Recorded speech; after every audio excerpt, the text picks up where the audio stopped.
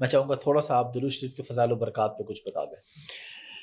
درود شریف جو ہے نا جی، وہ آپ اپنی مرضی سے نہیں پڑھ سکتے۔ آپ نماز اپنی مرضی سے پڑھ سکتے ہیں، اذان ہوئی آپ نماز کی جانب چلے گئے، آپ اٹھے قرآن پکڑا اور قرآن پڑھنا شروع ہو گیا۔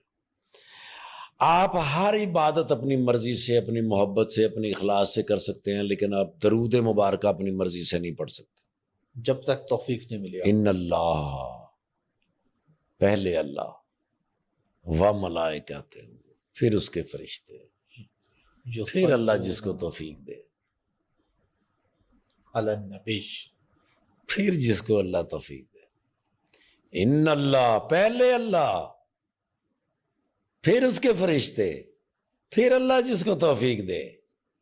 اور اگر کوئی شخص درود مبارکہ پڑھ رہا ہے، اس کو تو سجدے سے اٹھنا ہی نہیں چاہیے کہ اللہ میرے پہ اتنا مہربان ہے کہ اللہ پڑھتا ہے، پھر اس کے فرشتے، پھر اللہ مجھے کہتا ہے کہ پڑھو۔